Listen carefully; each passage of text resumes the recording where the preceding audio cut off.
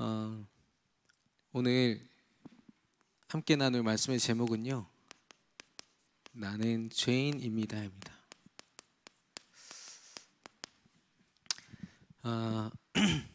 우리 강단의 말씀을 먼저 좀 나누면요, 두 가지 계보가 있다고 했습니다.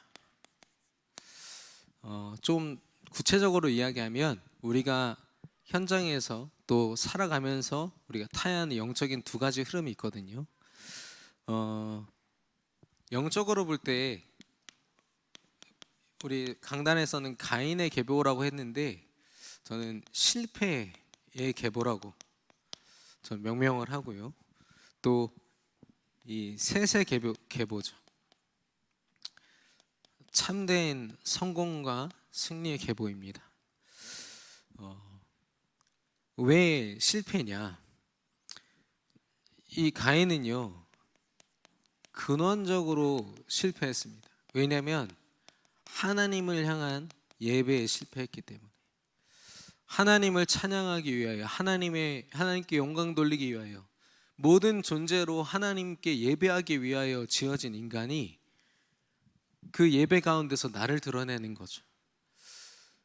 가인은 사실 아벨에게 화풀이를 할 거 아니라 하나님께 완전히 엎드려져서 제가 무엇을 잘못했습니까? 라고 질문했어야 됩니다. 그런데 이미 그의 감정과 생각이, 하나님 뭐라고 하셨냐면, 사단이 그 문 앞에 완전히 엎드려 있는 것처럼 죄에 사로잡혀 있는 거죠. 하나님께 드려지지 않는 예배가 그렇습니다. 내 생각과 내 감정에 사로잡혀 있으면요, 예배를 드리면서도 싫은 사람 싫다니까요. 예배를 드리면서도 계속 신경 써야 되는 다른 것 때문에 온전한 예배를 못 드립니다. 그만큼 이 예배에 승리한다는 건 굉장히 중요한 부분이거든요. 그러니까 가인은 이미 시작부터 틀린 거죠. 예배에 실패한 겁니다. 그렇게 시작된 계보거든요. 근데 가인이 이런 하나님을 향한 예배에 실패했다, 이런 죄인의 딱지를 지고 있으면 남들에게 또 죽임당할까봐, 언젠가 누구에게 보복당할까봐 하나님께 구하였더니 표를 주셨다고 했어요. 그 표는 뭡니까? 가인이 살 수 있는 유일한 방도예요. 지금으로 말하면 하나님이 사랑으로 그에게 또한 답을 주신 겁니다. 그런데요,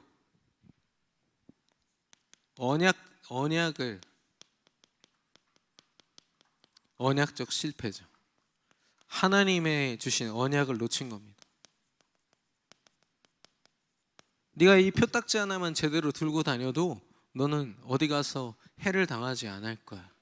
하나님이 약속을 주셨어요. 근데 그걸 또 놓치고요, 이 가인의 후손들을 보면요, 자기들 멋대로 사는 거 있죠. 결과적으로 보면 영적 실패입니다. 어떻게 영적 실패입니까? 육신적으로 굉장한 집중과 성공을 이루는 대열이 돼요. 그 악기를 만드는 사람이 있었고요, 무기를 만들고 도구를 만들어서 사람들의 삶을 조금 더 윤택하게 만드는 사람이 있었고, 그리고 그때 아무도 하지 않았던 아내를 2명이나 거느리면서 자기 가족들의 숫자를 갑자기 기하급수적으로 불리는 일도 가인의 이 계보에서 시작됐거든요. 왜 그렇습니까? 이들이 진짜 행복해서 이런 아이디어도 내고 이런 창의적인 일들을 해냈습니까? 악기를 만들어서 진짜 하나님을 찬양했습니까? 아니요, 자기 만족을 위해서. 근데 자기 만족이지만 잘 들어보시면 뭡니까? 이 가인의 계보의 핵심은요, 행복을 구걸하는 자들이었어요. 이렇게 표현해서 조금 죄송합니다만, 불신자들은 이렇게 살고 있어요. 하나님을 만나지 못하고 하나님과 멀어지면 우리는 당장 내 안에 있지 않은 행복을 얻기 위해서요, 또 다른 노력을 하게 됩니다. 가인은 딱 그렇게 살았거든요. 근원적으로 실패했죠. 언약적으로 실패했죠. 영적으로 실패하니까 이들은요, 육신적으로 뭔가 자기를 만족시킬 만한 것들을 계속 추구한 거예요. 근데 요즘에 보면 뉴에이지에서 많이 쓰는 게 가인의 후손들 막 이렇게 합니다. 왜 그러냐? 하나님을 떠나서 문화적으로 엄청난 발전을 했다 이거죠. 여러분 보실 때 멋있습니까? 불신자들이 볼 때 멋있죠. 근데 하나님 볼 때는요, 하나님을 대적해서 높아져 있는 성에 불과한 겁니다. 반드시 무너져야 되고 무너질 수밖에 없는 성이죠. 그래서 결국에는 실패가 실패를 낳는 계보가 계속 반복이 되는 겁니다. 이 셋의 계보는 어떻습니까? 셋의 계보는 믿음의 계보요, 그리스도의 계보라고 했습니다. 예수 그리스도를 믿고 의지하는 계보이기 때문에. 근데 이건 아무나 설 수가 없어요. 하나님의 선택받은 자들만, 작정된 자들은 다 믿더라 그랬잖아요. 사도행전 13장 48절에 저와 여러분은 하나님의 작정으로 말미암아 이 자리에 그리스도를 믿고 있는 줄로 믿습니다. 예, 하나님이 작정하시지 않으면 우린 절대로 믿을 수 없어요. 예, 저는 심지어 초등학교 때부터요 계속 구원의 길 들었거든요. 찬양으로도 들었는데 잘 몰랐어요.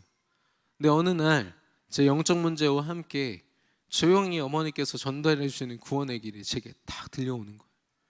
그게 저에게 믿어지는데요, 그때부터는 누구도 부인할 수 없는 저의 믿음이 돼버렸어요. 예, 저와 여러분도 마찬가지지 않습니까? 예, 누가 막 선행을 베풀고 교회에서 막 좋은 일을 해가지고 저와 여러분이 믿었습니까?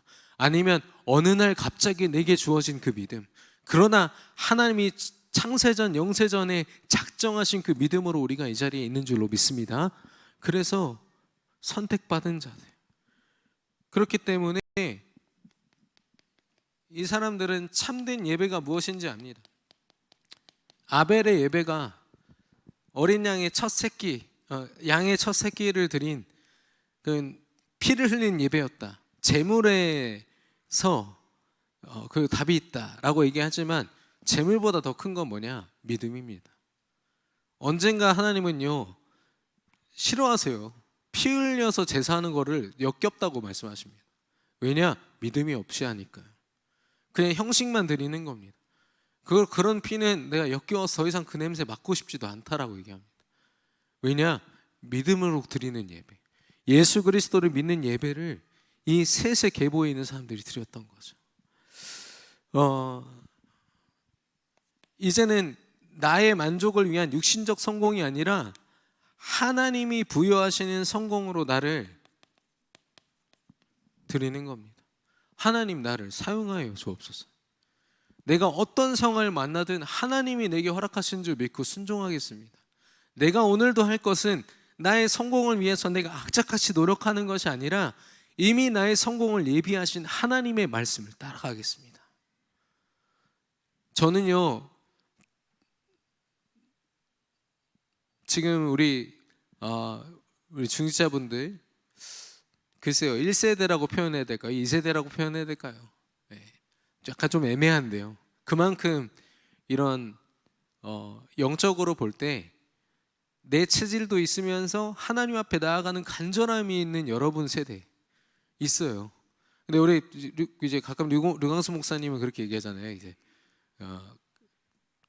뭐라고 표현하시죠? 예, 요즘 제가 생각이 잘 안 나는데 어쨌든 류 목사님은 렘넌트들만 희망이 있다 이렇게 표현하잖아요. 왜냐하면 우리 어른들에게는 여러 가지 체질과 강인 뿌리들이 있다 이렇게 표현하고 있지 않습니까? 예. 그런데 저는 우리 렘넌트들이요 부모님들의 믿음을 본받고 어떤 부분에서 열심히 하는 것도 중요하지만 그 이전에 진짜 하나님 앞에 모든 성공이 있음을 알고 때로는 내 앞에 어려움이 있어도 하나님의 믿음으로 그 길을 걸어갈 수 있는 우리 아이가 만약에 어려운 일을 당하고 해서 요셉처럼 노예로 팔려간다면 저도 쉽지 않을 것 같습니다. 그 시간을 믿음으로 하나님 앞에 이 또한 하나님의 계획이라고 인정하는 게 쉽지 않겠지만 우리는 그걸 인정해야 됩니다. 어쩌면 우리 렘넌트들은 이미 문화의 노예로, 이 시대의 흐름의 노예로 살고 있거든요. 그 렘넌트들을요 우리가 믿음으로 돕지 않으면은 소용이 없어요. 아무리 공부를 잘하고 뭔가 뛰어난 부분이 있어도요 사단을 압도할 수 있는 믿음의 힘이 없으면요 할 수 없는 거 있죠. 아무리 자기들이 계산하고 세상이 말하는 성공을 향해서 달려가도 하나님이 예비하신 성공을 향해서 달려가지 않으면 결국에는 사단의 노예처럼 부려지는 겁니다.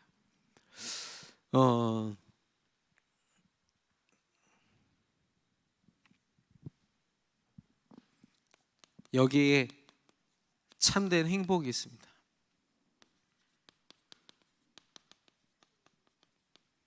하나님을 의지하고 따라가며 하나님께 예배하는 것, 이게 얼마나 큰 행복인지. 그래서 이 셋의 계보는요, 성공이 성공을 낳는 거 있죠. 승리가 승리를 낳습니다. 그래서 이 믿음을 그대로 믿음으로 전달해내는 거 있죠. 저와 여러분, 오늘 어떤 길을 가시겠습니까? 어떤 육신적인 성과와 성취와 내 만족을 위해서 달려가는 가인의 계보에 있는 사람처럼 달려가시겠습니까? 아니면 하나님께 맡겨드리고 예배하고 기도하면서 하나님께 맡겨드리는 삶을 살겠습니까? 당연히 이거죠. 저와 여러분 승리하게 될 줄로 믿습니다. 아니, 이미 승리한 줄로 믿습니다. 그래서 우리는요, 이 시작이라는 단어를 좀 주목해야겠습니다. 우리는 지금 엄청난 시작을 시작한 사람들이거든요. 먼저는 하나님이 우리에게 예수 그리스도의 그 믿음을 주시고 자녀 삼으실 때 너를 통하여 모든 민족이, 모든 열방이 이 그리스도 예수를 믿게 되리라고 말씀하셨어요. 우리를 땅끝까지 증인 되리라 말씀하셨거든요. 그 말은 뭐냐면 우리의 의지와 상관없이 하나님 자녀된 우리 통해서 세계복음화는 이루어지고 있고 당연히 완성될 것이라는 것입니다. 여러분 믿으십니까? 믿으십니까? 예, 믿으셔도 돼요. 예, 믿으셔도 됩니다. 예, 좀 억지스럽지만 하나님이 약속하신 거니까 여러분 믿으셔도 된다니까요. 하나님은 그 약속을 한 번도 거두어 가시거나 약속하시고 실수해서 못 이루시는 분이 아니세요. 하나님이 약속하셨기 때문에 반드시 성취될 줄로 믿습니다. 그 가운데서 구체적으로 237 치유 서밋, 세계복음화를 이루는 세 가지 분야, 세 가지 영적 문제들, 그 교회가 갖춰야 될 시스템과 그 흐름을 정확하게 말씀하고 계세요. 우리가 지금 그 시스템을 세우자고 기도하고 있는 거 아닙니까? 24 교회 시스템이 뭘까? 저는 우리 성도들이 그 시스템이라고 저는 확신합니다. 어떤 시설 뭐 이런 것들이야 좀 무리하면은 당장도 할 수도 있을 거라고 생각해요. 그러나 그게 중요한 게 아닌 거 있죠. 예. 진짜 중요한 건요, 우리 안에 그리스도의 망대가 세워지고 하나님의 시작이 우리 안에 시작되는 겁니다. 야, 하나님이 우리 안에 이렇게 시작하셨구나. 하나님이 우리를 통해서 이루시겠구나. 여러분, 이런 믿음이 있기를 예수 그리스도 이름으로 축원합니다. 아직도 이것밖에 안 됐네, 저거밖에 안 됐네, 전혀 낙심할 이유가 없어요. 만약에 안 되면 안 하는 겁니다. 그거 하나님이 안 하시는 거 아니겠어요? 죄송합니다만 대안학교도 마찬가지고요, 이 치유센터도 마찬가지고요, 선교센터 다민족 예배도 마찬가지입니다. 하나님이 멈추라 하시면 멈춰야 되는 거 아니겠습니까? 중요한 건 뭐냐? 우리 안에 꿈틀대야 됩니다. 하나님이 우리 안에 시작하셨어. 하나님이 반드시 우리를 통해서 이루고 계시구나. 꼭 2024년, 25년이 아니어도 하나님이 반드시 우리 교회를 통해서 이루시겠구나. 나를 통해서 이루시겠구나. 하나님이 저와 여러분, 특별히 세계 비전 교회에 하나님의 뜻을 이미 시작하신 줄로 믿습니다. 그런데 중요한 건 잘못된 시작이 있어요. 잘못된 시작을 쉽게 얘기하면 하나님과 상관이 없는 시작이죠. 얼마 전에 강단 말씀에서 이 사람의 손길이 닿으면 안 되는 짐승을 얘기했어요. 근데 사실 우리의 삶도 마찬가지입니다.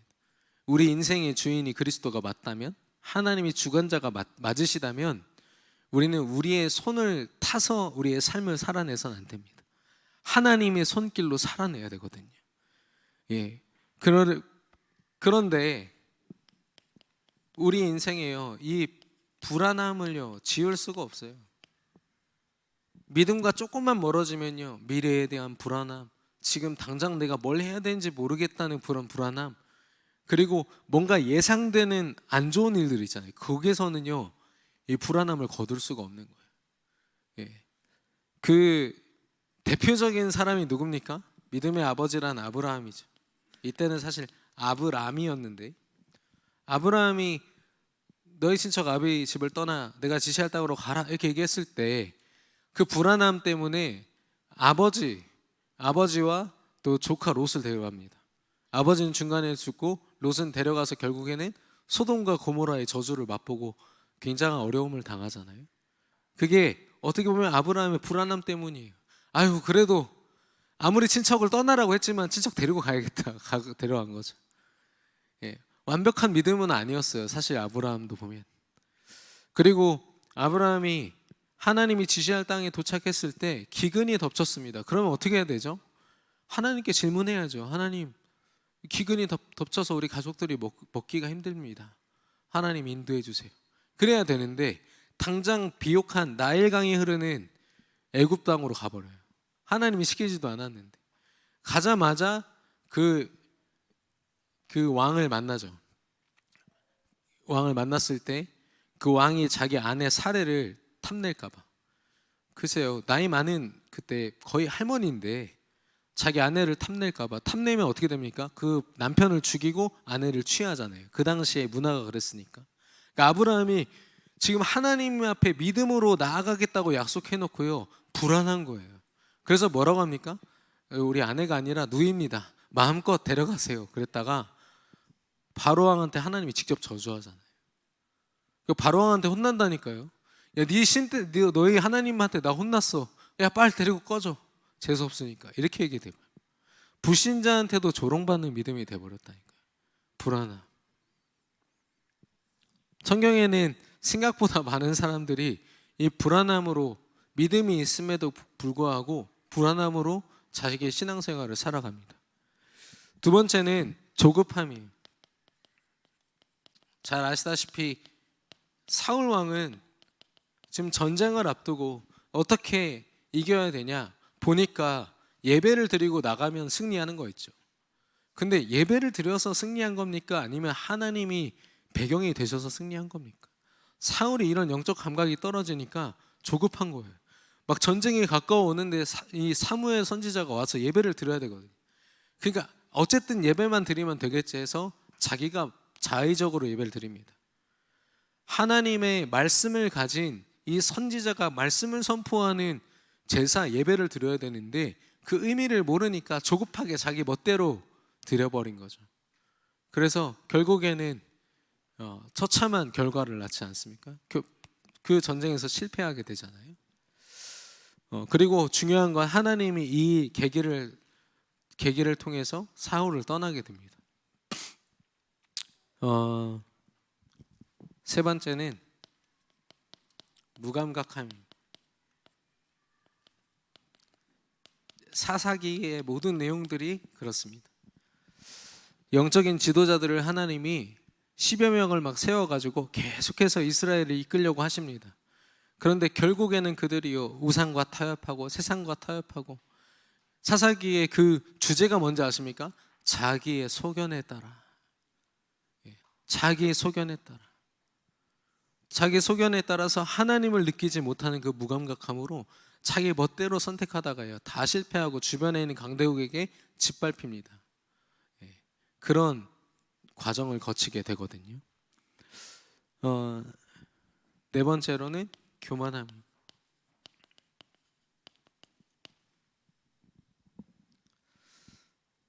이 여러 왕들, 다윗 왕도 그런 일이 있었는데 자기가 가지고 있는 어떤 힘과 어떤 부 이런 것들을 의지하는 거죠. 자기가 되게 굉장히 그럴듯하게 뭔가를 해냈다, 잘 해냈다 이런 거에 딱 도취돼 가지고 그 교만함에 빠져서 믿음이라고 하고 하나님을 의지하고 하지만 한쪽으로는 나를 굉장히 의지하고 드러내는 그런 모습들이 있습니다. 또 뭐 쉽게 말해서 불신앙이죠. 이 아합이라는 왕은 그 시대의 풍요로움을 상징하는 그런 우상들을 아주 적극적으로 받아들였습니다. 하나님을 믿는 선지자들이요 박해를 받을 만큼 다른 선지자들, 거짓 선지자들 막 받았어요. 바알 선지자, 아세라 선지자, 다른 것들이 하나님보다 더 위가 되도록 그렇게 만들었던 왕이죠. 근데 그냥 육신적으로 보면 굉장한 성왕입니다. 나라를 부강하게 만들었고 굉장한 많은 전쟁에서 승리했던 왕이거든요. 그래서 육신적으로만 보면 굉장한 왕입니다. 근데 하나님 보실 때는 사단의 앞잡이요, 사단의 썸이신 거 있죠. 솔로몬은 어떻습니까? 믿음으로 굉장한 축복들을 받았지만 결국에는 시대의 흐름을 따라 가지고요. 시대의 흐름을 따라서 주변의 나라들과 화친을 맺으려면 공주들을 받아들여야 되고 결혼들을 해야겠다. 그래서 1000명의 자기 아내를 맞지 않습니까? 그 1000명의 아내를 위로하기 위해서 사용했던 방법이 또 우상이었고요. 그러다 보니까 한 번에 순식간에 이스라엘에 1000마리의 우상이 딱 들어온 거예요. 오직 하나님만 바라보는 유일신 국가였던 이 이스라엘이요 순식간에 우상 천지가 돼버린 겁니다. 저주를 받을 수밖에 없죠. 가룟 유다는 어떻습니까? 신약에 나오는데요. 가룟 유다는 경제, 셈에 빠른 사람이었어요. 이렇게 하면 내가 얼만큼의 유익이 있고 얼만큼이 되겠지. 순식간에 그런 셈을 해내는 사람인데 그 셈을 가지고요 영적인 걸 계속 판단했어요. 결국에는 예수님을요 은하 30냥에 팔아 넘기는 지경까지 이르렀습니다. 언제든지 나의 유익을 위해서 나의 믿음을 팔아 넘길 수 있는 사람.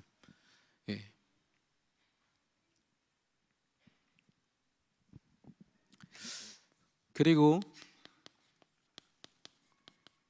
6번째로 종교적 성실함입니다.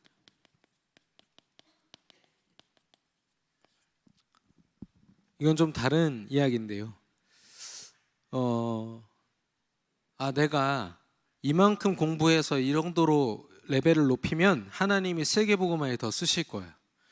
우리 아이를 이런 학교에 보내서 좀 더 레벨 높게 키워버리면 하나님이 그만큼 세계복음화에 쓰시겠지.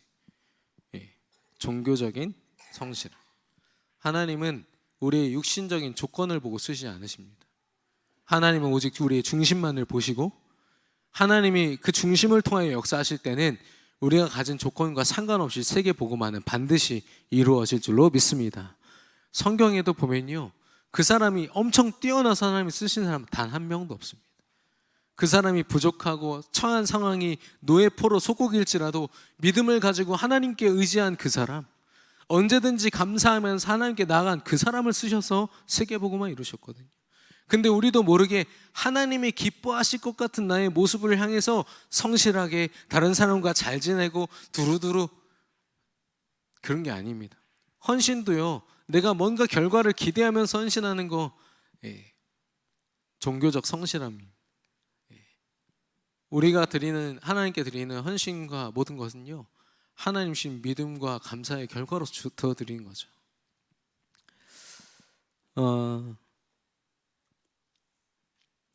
그래서 제가 얼마 전에 좀 들은 얘기인데 이렇게 렘넌트와 렘넌트가 상견례를 하는 자리에서 그냥 얼마나 은혜롭습니까? 렘넌트와 렘넌트에다가 부모님들 다 중직자들이세요. 그러면은 뭐 기도 한번 하고 예배 한번 딱 드리고 끝내면 되는데 거기서 이제 한쪽에 부모님이 얘기한 거예요.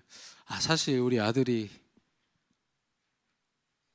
굉장한 며느리를 만날 수도 있었는데 하면서 한번 운을 띄운 겁니다. 그러면 상대방이 참고 이러고 참으면 되잖아요. 우리 딸도 있잖아요 하면서 이렇게 거기서 누가 제일 피해봤을까요? 렘넌트들이. 평생을 자기 엄마 아빠가 중직자로 생각했던 렘넌트들이 그 자리에서요 좌불안석이 돼가지고 어떻게 해야 될지 모르는 되게 유치해진다니까요. 하나님이 시작해 하지 않으시면요 우리도 모르게 이 육신의 이 굴레 사단이 준 이 틀을 벗어나지 못해서요 또 헤매게 됩니다. 오늘 말씀을 드립니다. 우리의 신앙의 어떤 시작 특별히 오늘 저와 여러분에게 세계복음화 이 세 가지 뜰의 시작을 할 때 중요한 건 오늘 하루하루를 어떻게 시작하느냐, 매 순간을 어떻게 시작하느냐. 근데 그 시작이 이런 시작이라면 좀 그래요. 예. 왜냐하면 믿음의 시작은 아니거든요. 하나님 원하는 시작이 아닙니다. 승리할 만한 시작이 아니거든요. 예. 조던 피터슨이라는 사람이 있습니다. 제가 되게 좋아하는 사람이에요. 저는 제가 말을 잘 못해서 그런지 말 잘하는 사람 보면 되게 와 막 이러더라고요. 조던 피터슨이 이렇게 논쟁하는 사람이거든요. 근데 얼마 전까지만 해도 무신론자였어요. 그래가지고 막 하다가 어느 날 자기 딸인가 누가 이렇게 병에 걸려서 하면서 딸이 먼저 이제 하나님 앞에 이렇게 돌아오게 됐고 이 본인이 돌아왔거든요. 근데 이 사람이요 얼마나 냉철하냐면요, 눈물 한 방울 없어, 피 한 방울 안 흘릴 것처럼 막 논쟁하던 사람인데 요즘에는 무슨 말만 하면 하나님 하다가 울어요. 저도 굉장히 이렇게 그 사람이 뭐 복음을 깊게 아냐 이런 좀 생각도 듭니다만은 하나님 얘기할 때마다 이 사람이 우는 거예요.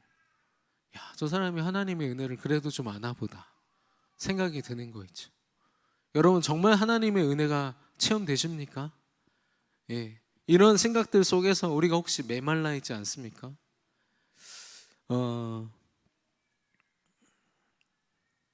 제가 사실 그 주일날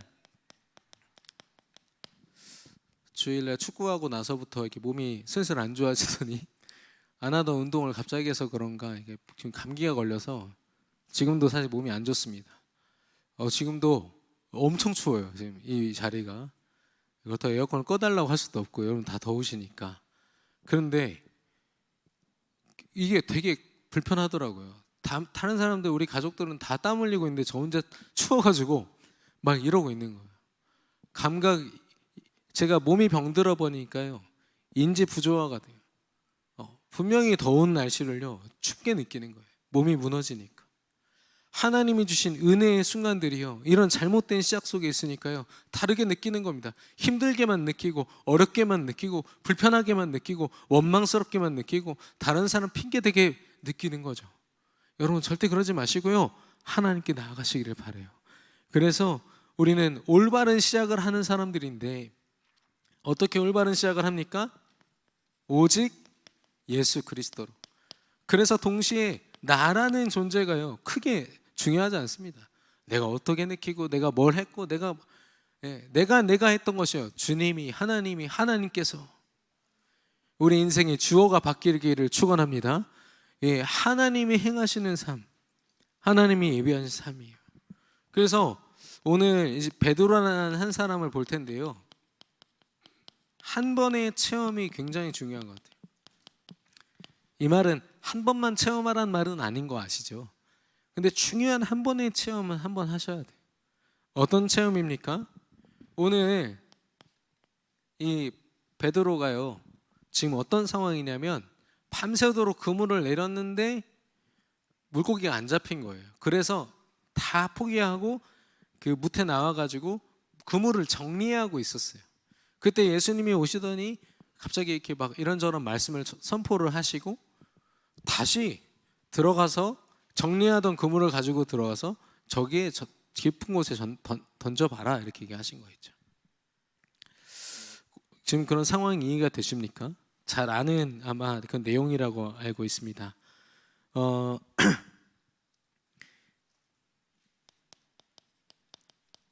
우리 인간은요 존재적인 한계를 가진 사람들이에요. 조금 어렵게 표현했습니다. 그러니까 우리 존재 자체가 한계입니다. 여러분이 못나거나 배경이 어떻거나 이런 것이 아니라요 인간은 지어질 때 하나님을 의지하는 존재로 지어졌기 때문에 하나님을 의지하지 않으면 불완전한 존재이기 때문에 당연히 존재적인 한계를 갖고 있습니다. 그래서 하나님을 만나지 못해서 하나님 비슷한 거 만나려고 부단히 노력하는 존재가 인간이거든요. 짐승들은 그렇지 않습니다. 모여서 예배하거나 기도하거나 그렇지 않거든요. 영적 존재 영혼이 없으니까요. 그러나 인간은 그렇지 않습니다. 존재적 한계예요. 그 존재 자체가요 굉장한 한계를 가지고 있어요. 그걸 지금 고백하고 있는 거 있죠. 먼저는 게네사렛 호수입니다.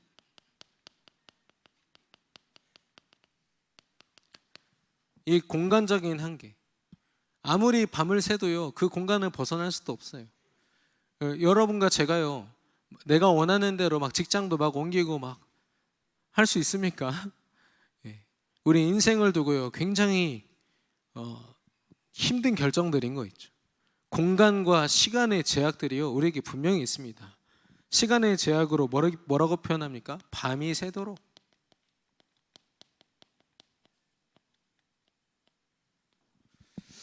아무리 노력해도요 이 시간을 지배할 수 없어요. 시간을 돌이킬 수도 없고 5분 앞도 5초 앞도 한 치 앞도 내다볼 수 없는 존재죠. 그 가운데서요 정말 우리가 밤이 새도록 수고하였으나 잡은 것이 없다라고 했어요. 그래서 지금 굉장히 이제 실망한 거죠. 그날의 수확을 보고 실망해서 이제 그물을 정리하고 있는 그런 상태였죠. 인간은 그렇습니다. 존재적 한계이기 때문에 시공간에 갇혀서요 자기가 노력해서 얻는 그런 결과물을 가지고 실망하기도 하고 때로는 흥분해서 되게 기분 좋아하기도 하고 그게 한계인 거예요. 근원적인 행복이거나 그런 건요 인간에게 찾아볼 수 없습니다. 아무리 노력해도요 정말 아픔과 고통과 어려움을 넘어서는 그런 행복은요 인간 스스로는 찾을 수 없다니까요. 예.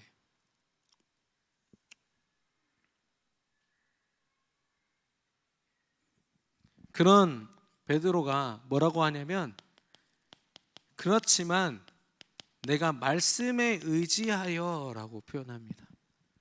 당신이 말씀하셨기 때문에 그 말씀에 의지하여 내가 그물을 던지겠습니다. 이 말은 뭡니까? 비록 내가 이렇게 한계가 많지만 내가 다시 당신의 말씀으로 다시 시작하겠습니다. 이 평생 어부로 살았던 베드로와 평생 목수로 자란 예수님이 던지라고 말한 게 얼마나 영향가가 있을까요? 만약에 전문성이나 경험을 가지고 얘기하면요 베드로는 그 말을 빨리 무시해야 좋겠죠. 그런데 베드로가 느꼈던 건요 이거는 믿음의 영역이요 말씀이기 때문에 내가 던지겠습니다 라고 표현한 거죠. 완전히 다른 시작을 한 겁니다. 전문성에 근거한 게 아니라 하나님의 말씀을 가지고 다시 시작하는 저와 여러분 되기를 축원합니다. 근데 다시 시작한다고 해도요 그물을 안 던지면 끝 아닙니까? 예. 우리는 끊임없이 믿음으로 다시 시작해야지 생각을 하면서 실제 삶으로 안 옮길 때가 많잖아요. 근데 베드로는 실제 그물을 던졌어요. 실제 도전을 해야 됩니다. 내 삶을요 하나님이 주신 믿음으로 살아내는 그 반복을요 우리는 늘 해야 돼요.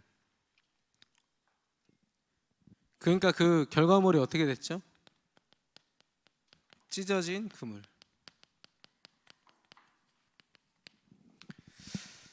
물고기가 너무 많이 잡혀가지고 그 절대 물고기가 잡히지 않는 시간대라고 하더라고요. 근데 그때 잡혀가지고 이게 두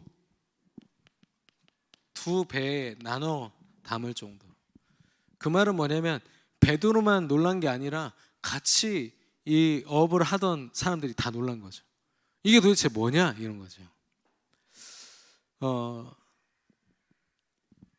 그러니까 이 베드로가 그때부터 뭐라고 얘기를 하냐면 이때부터 베드로의 올바른 시작이 시작됩니다. 나는 죄인이로소이다 라고 고백해요. 무슨 말입니까? 내 존재적 한계를 가지고 뭐가 지금 행복인지 모르고 살고 있었는데 하나님의 말씀에 근거하여 내 삶을 드렸더니 하나님이 넘치게 채우시는 걸 보았어요.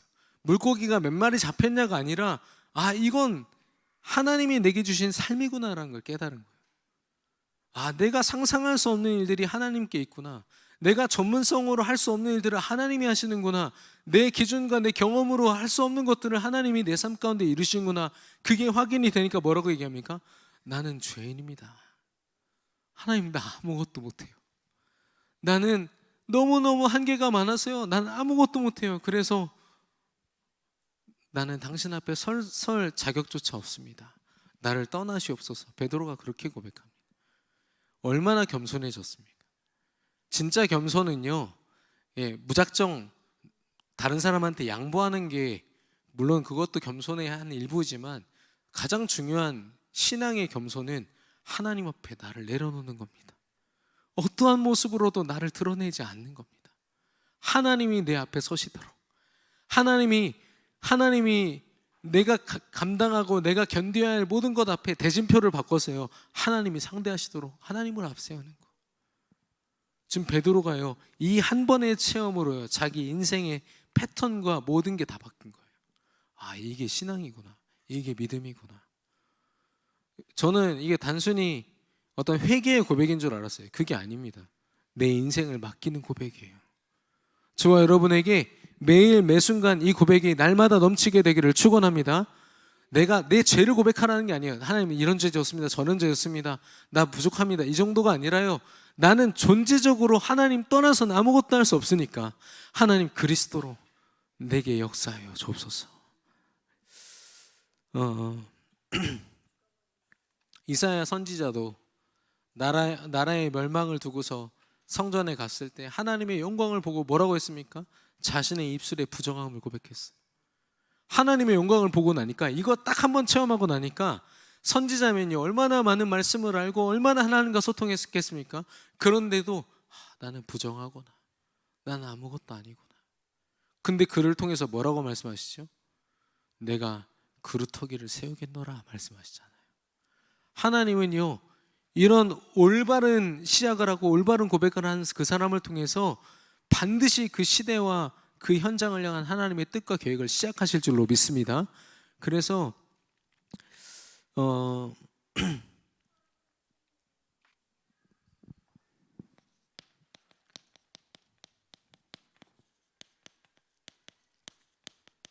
우리 인생은요, 응답 받기 위해서 노력하는 인생 아닙니다. 하나님이 이미 완벽하게 준비하신 응답을 따라 성령인도 받는 인생인 줄로 믿습니다. 우리가 새로 개척을 하거나 이렇게 저렇게 해서 237 치유 서밋의 어떤 특별한 모습을 만들어내는 게 아니에요. 하나님이 이미 각 교회와 각 성도와 각 현장에 맞는 모든 응답들을 다 준비하셨습니다. 우리는 성령의 인도를 따라서 말씀과 기도로 나아가야 될 줄로 믿습니다. 근데 우리 예수전도단인가요? 거기 보면은 한 가지 결단이라는 찬양이 있어요. 들어보시면 되게 신납니다. 한 가지 결단 하면서 결단을 한 200번 불러요. 그러니까 가면은 제가 그거를 그 집회 가가지고 같이 불렀거든요. 저도 얼마나 결단이 되든지. 근데 막 부르고 나서 보니까 혹시 뭐를 결단해야 되지? 저는 세계 복음화라도 결단해야겠다 했는데요, 거기 있는 청년들한테 물어봤어요. 물론 기존 교회 청년들이죠. 물어보니까요, 자기가 오늘부터 성경을 2장 읽기로 결단했다, 이런 것들 있죠. 되게 어떻게 보면 육신적인 기준을 가지고 체크리스트 만드는 정도의 결단이지, 그래서 제가 세계복음화를 결단하는 게 맞냐? 맞습니다. 그런데 세계복음화를 결단하려면 오늘 내게 주시는 말씀 앞에 순종하는 결단을 해야 돼요. 이 결단을 하는 겁니다. 내가 말씀에 의지하겠습니다, 내가 말씀에 의지하여 오늘을 살겠습니다가 우리가 할 수 있는 최고와 최선의 결단인 줄로 믿습니다.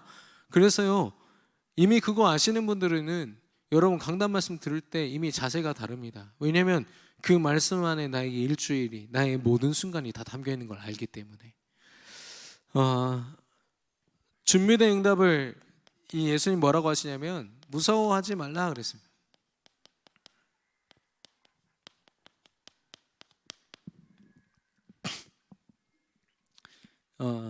예레미야서 29장 11절.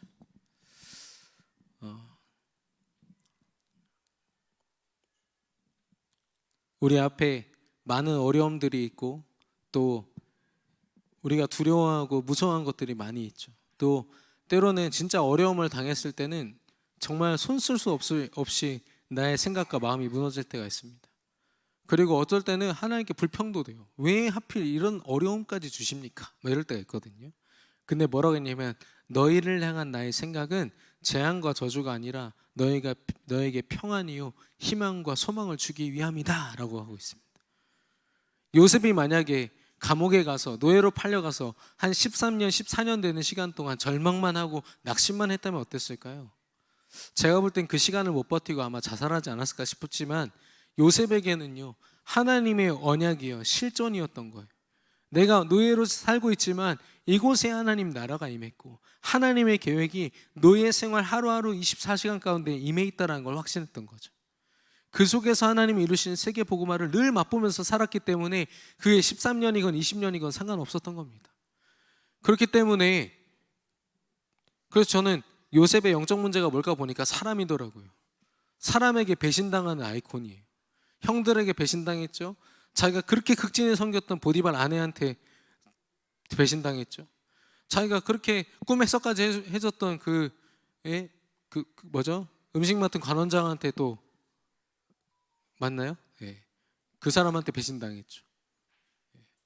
근데요, 그 배신이요, 이 요셉에게는 아무 상관이 없었어요. 그 사람 때문에 뭐 때문에 필요 없습니다. 하나님이 그들을 살리기 위하여서 나를 이곳에 보내셨습니다. 저와 여러분이 이런 멋있는 고백할 수 있게 되기를 축원합니다. 하나님이 저와 여러분을 왜 그 어려움 가운데 주셨습니까? 하나님의 계획을 성취하시려고. 하나님의 세계 복음화가 지금 그 어려움 속에서 이루어지고 있는 줄로 믿습니다. 단지 우리가 말씀과 기도 속에만 있으면 하나님의 계획과 뜻은 반드시 보여지게 되어 있어요. 그래서 어떤 목사님이 막 주변에서 하도 개척을 하라고 하는데 개척을 안 하고 계속 버티고 10년을 넘게 버티다가 드디어 개척을 했는데 개척한 지 한 달 만에 코로나가 빵 터진 거예요. 그래가지고 우와 했는데 사람을 모을 수가 없는 상황인 거죠. 그러니까 교회가 이미 빚으로 시작을 했는데 그 빚을 갚을 상황도 안 되고. 근데 이분이요, 감사하게도요, 하나님의 이걸 알았어요. 내가 어떤 존재인데 하나님이 그냥 시작하게 하셨겠냐. 그래서 딱 세 가지 기도했대요. 뭐라고 했냐? 첫 번째는 하나님, 내가 누굽니까? 하나님 자녀 아닙니까? 당신이 책임지겠다고 하지 않았습니까? 두 번째 기도 제목은 뭐냐? 하나님이 원하셔서 나 이 자리에 부르시지 않았습니까? 하나님이 세계복음 하라고 이 자리에 부르시지 않았습니까? 세 번째 기도 제목이 뭐냐? 하나님 화이팅, 이거였어요. 하나님이 하실 거니까 하나님 화이팅. 그게 너무 맞는 거 있죠. 여러분, 하나님께 다 맡기시기를 바랍니다. 내가 불안해하고 두려워하는 거 다 기도 제목으로 다 만들어가지고 막 쏟아내기보다 하나님 뜻대로 하여 주옵소서. 나는 말씀만 의지하겠습니다. 이 베드로가 여기서 복잡하게 생각했으면요, 응답 못 받습니다. 제자 못 됩니다. 근데 복잡하게 생각하지 않고 많은 생각이 있습니다만은 말씀에 의지하여 내가 금을 던지겠습니다. 뭐라고 하셨냐면, 무서워하지 말라. 이제는 네가 사람을 취하는 자들,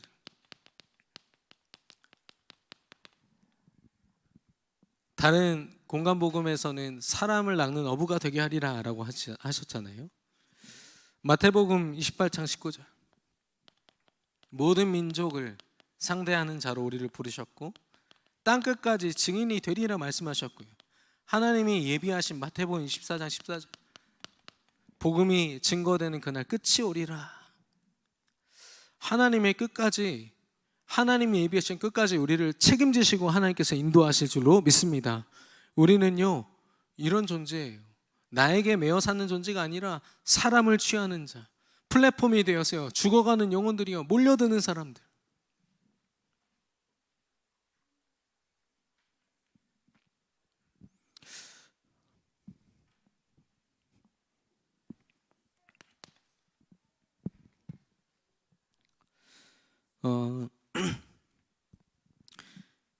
그러니까 이 베드로와 또 같이 있던 사람들이 어떻게 하냐면 모든 것을 버려두고라고 했습니다.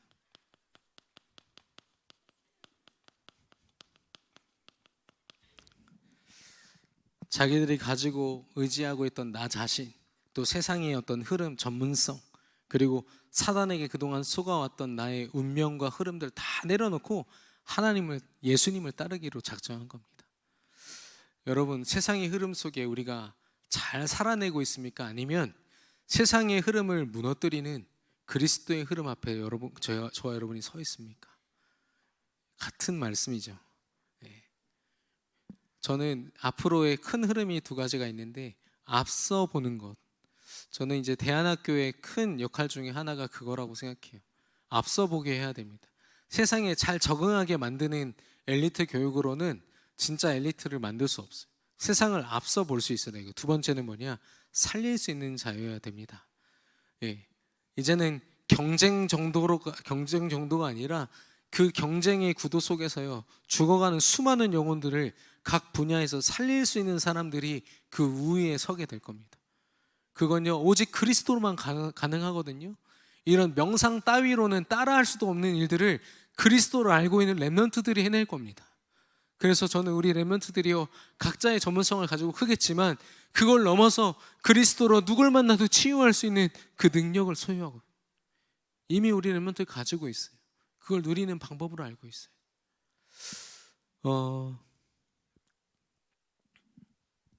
모든 것을 내려놓고 예수를 따르니라. 저와 여러분의 여정이 오직 예수만 따르는 여정 되기를 축원합니다. 오직 말씀과 기도로 하나님이 예비하신 준비하신 이 응답을 향하여 가는 여정 되기를 그리스도 이름으로 축원합니다. 그래서 저 지금 이렇게 감기 걸려가지고 몸살 때문에 이틀 동안 이제 새벽 기도회를 제대로 못 하는데, 그런 면에서 볼 때 새벽 기도회가 너무 중요하더라고요. 저는 아파서 사실 침상에서 어제 일어나지도 못했어요. 하루 종일 그냥 있었는데, 아무것도 안 하는데도 있잖아요, 뭔가 하루가 시작이 돼버리니까 사모를 제대로 못하고 새벽 기도회를 안 하고 시작하지 않았습니까? 그러니까 온갖 생각들이 확 저를 딱 벌써 자리를 잡고 있는 거예요. 이걸 물러가게 하는 싸움이 굉장히 오래 걸렸습니다, 아침 시간에. 근데 새벽 기도회 때는요, 정신이 없어요. 그냥 태우고 우리 권사님이랑 우리 장로님 모시고서 와가지고 정신 차리고 강단 말씀 막 선포되거든요.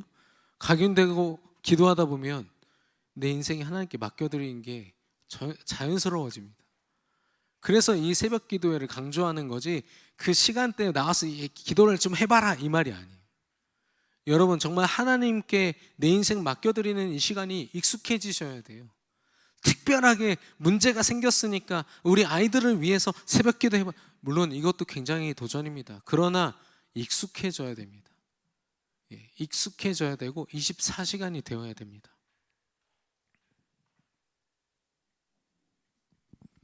결론적으로 우리는 나는 죄인입니다라는 고백과 함께 삶 오늘에 실제로 도전해야 돼요. 내게 주신 말씀과 기도로 내 인생을 시작할 수 있고 하나님께 맡겨드릴 수 있는 도전을 실제로 해야 됩니다. 저는요, 말씀을 정리합니다. 강단 말씀과 그 기도 제목 말씀을 정리하고요, 본부 말씀들을 정리하고, 길게 안 합니다. 뭐 한두 줄씩 정리합니다. 그리고 나서 거기서 뽑아낸 기도 제목을 가지고 적고요, 그리고 거기다가 저에게 주어진 일정을 이렇게 더합니다. 왜냐? 하나님이 다 하실 줄 믿습니다. 그래서 나 오늘 이렇게 살 거거든요. 하나님 알아서 인도해 주세요 라고 합니다. 그러면 이 속에서 하나님이 제가 생각지도 못한 만남의 축복들 다 허락하시고, 제가 혹시 적어놓은 그런 아주 미묘한 것들도 하나님이 세밀하게 응답하시는 거 있죠. 궁금하신 분들은 저에게 말씀해 주시고, 사실 내일 좀 그런 어떤 이렇게 뭐 드러내긴 좀 그렇지만, 그렇게 해서 계속해서 열매로 맺어진 현장에 제가 메신저로 가게 되거든요. 한 10명 정도 모이게 되지 않을까 싶습니다. 근데 그런 곳에 하나님이 제가 할 수 없는 일들을 하나님이 이미 이루시고 저를 보내시는 거 있죠.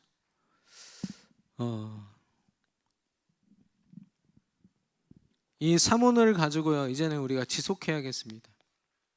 억지로 지속하는 것 말고 하나님의 앞에 올바른 시작을 하기 위해서 내 인생을 드리는 것. 그래서 아까 말씀드린 대로 익숙해져야 돼요. 익숙해질 때까지 자연스럽게 하나님을 찾고 하나님을 의지하고 하나님을 바라보고. 죄송합니다만 제가 미래로 교회랑 축구에서 8대2로 졌습니다. 예, 5대2로 졌어가지고 우리가 이제 복수한다 했는데 8대2로 졌거든요. 예. 근데 우리가 기량이 절대 딸리지 않아요. 오히려 젊음이나 여러 가지로 봤을 때는 예, 우리가 우위에 서 있고요. 다민족 3명이 뛰니까요. 이거는 뭐 이렇게 산소통 메고 뛰는 거랑 똑같더라고요. 지치질 않아요, 흑인들이. 예, 근데 중요한 건 뭐냐? 합이 안 맞아, 합이. 뻥 차면은 없어. 예. 그게 이제 티키타카가 돼야 돼. 저쪽은요, 목사님이 언성도 안 높여요. 앞으로 가. 그럼 앞으로 가가지고 집사님이든 누구든 딱 순종하고 딱 가 있어요. 가는 곳마다 사람이 쫙 있는데 그걸 막을 수가 없어요. 그때 우리 교회에서 응원 간다고 많이 가셨거든요. 얼마나 죄송한지. 예, 그래서 우리도 어떻게 하냐면은 지금 중고등부, 대학 청년부, 우리 또 장년부, 그리고 다민족부 이렇게 해가지고 한 달에 한 번은 우리 교회에서 따로 축구를 하자. 그래서 좀 익숙하게 만들자. 예, 서로 이름도 몰라요. 다민족들 이름을 몰라가지고 우와 하다가 이제 놓치고 막 그랬어요. 예, 그러면 안 되잖아요. 하나님을 찾아야 되는데 하나님 찾는 방법을 몰라서 못 찾아요. 우리 렘넌트들이 기도를 어떻게 해야 되니요? 얼마나 안타까운지 아십니까?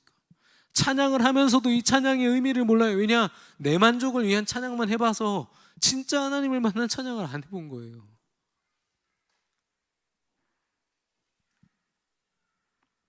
하나님이 저와 여러분을 행복한 이 땅에 남은 자로 보내셨어요. 예수 그리스도 때문에, 복음 때문에 이 땅에 남은 자들은 최고로 행복한 전도자들인 줄로 믿습니다. 저와 여러분이 그런 사람들이에요. 왜냐? 걱정할 게 없어요. 하나님이 다 보장하시고 하나님이 다 책임지시고 하나님이 세계복음화에까지 성령으로 정확하게 인도하실 거거든요. 우리는 오늘도 믿음으로 말씀만 선택하고 기도로 나아가면 되는 줄로 믿습니다. 이 남은 자는 이런 사람들이에요. 두 번째로 행복한 순례자. 순례하는 사람들은 뭘 걱정합니까? 어디서 먹고 자고 싸고 이거 다 걱정해야 돼요. 근데 우리는 그런 거 걱정하는 사람들은 아닙니다. 하나님이 모든 것을 다 더하시기 때문에. 마태복음 6장 33절. 오직 그의 나라와 의를 구하라. 그리하면 모든 것을 더하시리라. 오늘도 우리는요, 하나님 나라를 어떻게 이룰지, 하나님 나라가 내 안에 어떻게 이루어져 있는지를 확인하고 그 기쁨으로 달려가는 순례자들이에요. 그거 확인하시면 돼요. 그리고 우리는 행복한 정복자입니다. 말씀드린 것처럼 최고로 행복한 정복자는요, 모든 사람을 살리는 정복자들입니다. 그래서 성경에만 이 참된 정복이 적혀 있어요. 여러분 보세요. 그 나사로 사건 아십니까? 거지 나사로 그거 말고 이 막달라 마리아와 마르다 그 오빠잖아요. 그 오빠가 이제 죽었어요. 그들이 원했던 건 뭐냐면 눈앞에 그 오빠의 시체가 있을 때 예수님 오셔가지고 일어나라 해서 다 일어나는 거였거든요. 근데 예수님의 시간표는 뭐였습니까? 이미 무덤 안에서요, 붕대에 완전 똘똘 감겨가지고 썩은 냄새가 풍기고 있을 때, 모든 사람이 소망을 잃고 아무 기대도 하지 않을 때 나사로야 일어나라, 나와라 했단 말이죠. 하나님이 생각하시는 시간표는 우리가 원하는 것과 완전히 다릅니다. 내가 기대하는 걸 두고 기도하면 안 돼요. 하나님이 원하시는 것, 하나님의 시간표를 두고 기도하는 건요, 굉장한 겁니다. 그래서 하나님은 다니엘을, 우리는 보통 사자굴에 가기 전에, 풀무불에 던져지기 전에 하나님 응답하여 주시옵소서 이렇게 얘기하잖아요. 하나님은 이미 그들을 풀무불 안에 던지시고 역사하셨고 사자굴 안에 던지시고 역사하셨단 말이죠. 여러분 혹시 어려움 속에 있습니까? 예. 근데 저도 우리 가족들이 아플 때는 막 카페에 그거 행복한 가요 헌신하면서 아픔도 응답입니다 해가지고 막 했는데 제가 아프니까 미치겠더라고요. 쉽지 않더라고요. 예. 몸을 못 가누니까 휘청휘청 되는데 이거를 코로나 이후로 이렇게 아파본 적이 별로 없었는데, 예. 그만큼 우리의 현실이 쉽지 않지만 우리는 그래도 오늘도 오직 그리스도로 올바른 시작을 해야 될 줄로 믿습니다. 하나님이 그런 우리를 위해서 모든 걸 준비하셨거든요. 행복한 남은 자는 말씀으로 남는 사람, 그리스도의 말씀으로 남는 사람, 행복한 순례자는 기도로 인도받는 사람, 행복한 정복자는 하나님이 준비하신 것들을 확인하는 전도의 응답을 받는 사람. 네. 어떤 전문인이 치매를 예방하는 여러 가지 방법 중에 가장 강조했던 게 뭐냐면 매일매일 내 삶 가운데 어떤 감동이 있으면 된다고 얘기를 하더라고요. 감동이. 왜냐면 그 감동이라는 거는 계속 똑같은 게 반복되면 감동이 없대요. 감동이라는 건요, 늘 새롭게 내 마음을 움직이는 것들이어야 되거든요.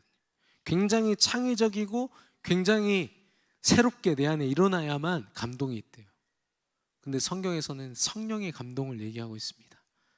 여러분, 특별히 좀 연세 있으신 분들은 치매 예방을 위한 많은 것들이 있지만 정말 하나님이신 성령의 감동으로 매일 매 순간을 살아내고 승리하는 저와 여러분 되기를 축원합니다.